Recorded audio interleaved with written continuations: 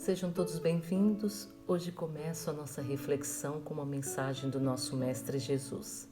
Se sabeis estas coisas, bem-aventurados sois se a fizerdes. Está em João, capítulo 13, versículo 17.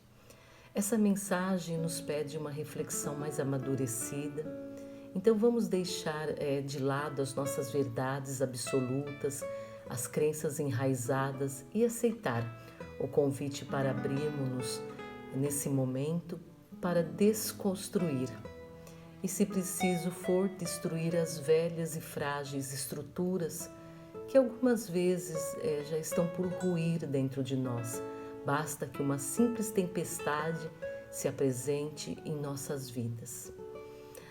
Não aprendemos nada se partirmos do pressuposto que já sabemos tudo. É preciso se permitir olhar a vida de outra forma. Antes de ser um sinal, muitas vezes, de humildade, é um sinal de inteligência fazer isso. Utilizar a razão, a nossa capacidade de discernir, para avaliarmos ou reavaliarmos as mesmas velhas questões, com um olhar mais apurado, menos preconceitos, menos julgamentos. Conforme o tempo passa, eu acho que nós vamos ganhando essa capacidade de olhar a vida dessa forma. O conhecimento teórico, a informação, são importantes ferramentas, mas a prática se torna imprescindível. O estudo, o conhecimento de algo, tudo isso são guias, são setas que nos levam e que nos apontam caminhos, mas necessário se faz que caminhemos com as nossas próprias pernas, vivenciando na prática as lições necessárias. Diz Emmanuel no livro Caminho, Verdade e Vida que entre saber e fazer existe singular diferença. Quase todos sabem, poucos fazem. Eu diria que em algumas situações existe, na verdade, um verdadeiro abismo entre o saber e o fazer. Porque quanto mais você sabe e menos você pratica, maior é a sua responsabilidade. Nos asseverou o Mestre que a quem muito foi dado, muito será pedido. Muitas vezes ainda fazemos o mau uso do saber, utilizando egoisticamente para promover o nosso bem material, o nosso bem-estar, as conquistas materiais, esquecendo que tudo isso é perecível. E esquecemos de deixar as boas obras, que podem perpetuar-se através do benefício que levamos ao nosso próximo. Será que saber o que sabemos nos torna mais especiais? Nos dá alguma vantagem? Sim, se utilizarmos e sabermos utilizar o que nós sabemos, com certeza nós temos muitas vantagens. Jesus traz uma outra passagem que eu acho belíssima, no capítulo 28 do Evangelho segundo o Espiritismo, onde ele diz que não veio trazer a paz, mas a espada, dizendo que a sua doutrina e seus ensinos não seriam aceitos prontamente, que seriam necessárias lutas externas, mas também lutas internas, entre o homem velho e o homem novo, entre conceitos velhos enraizados durante séculos em nossas almas e a boa nova. E hoje, mais do que nunca, sentimos essa espada em nossos corações que nos convida ao bom combate. A finalidade da vida é evoluir, crescer, transformar-se.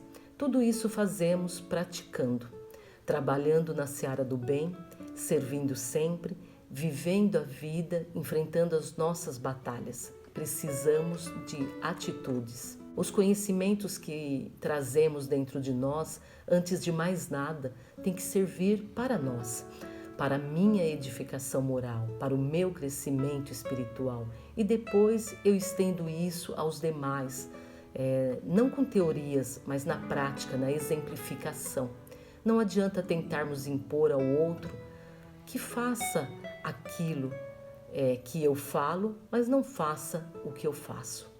Isso nós, infelizmente, estamos cansados de ver a todo momento, no meio espírita, no meio religioso ou no nosso dia a dia na vida. E pior, muitas vezes nós nos calamos, Nos acostumamos às belas palavras que não trazem mudanças concretas, porque são palavras vazias, sem relevância.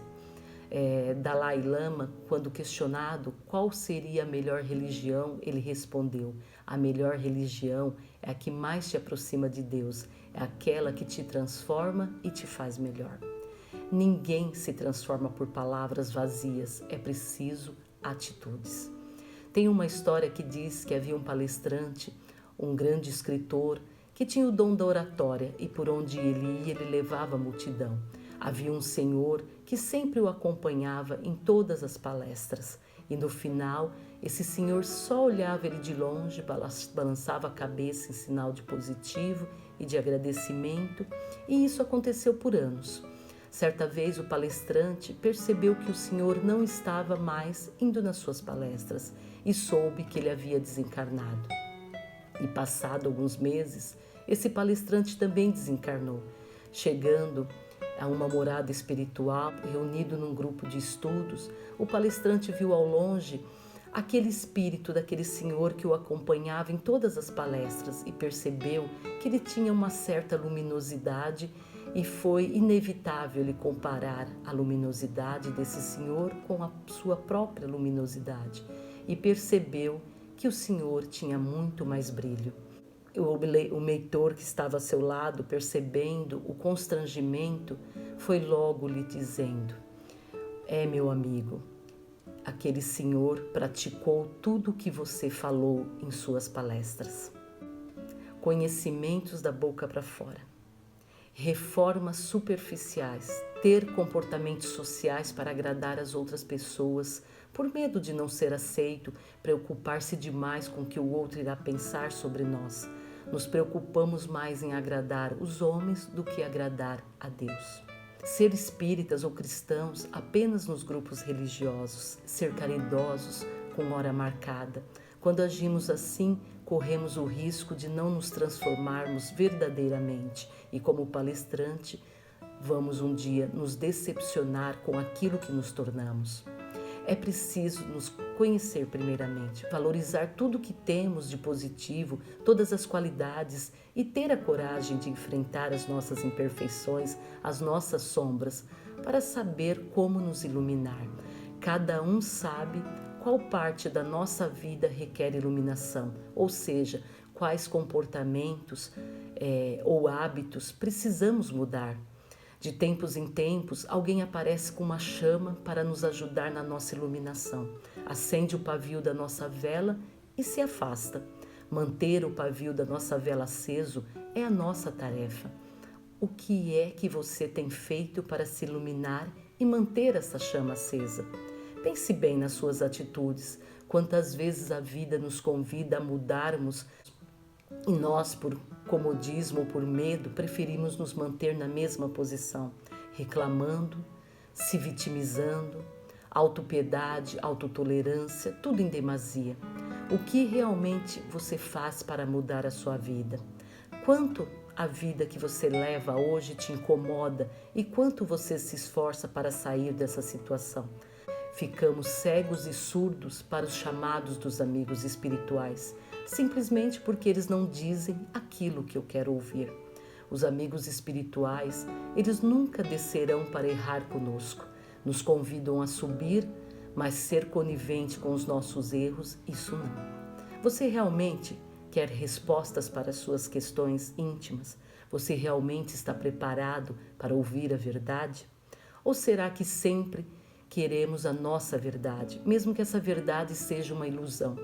Quantas vezes buscamos estar próximos de pessoas que nos fazem falsos elogios, bajuladores, massageiam o nosso ego e inflam o nosso orgulho e a nossa vaidade, incitar o nosso egoísmo.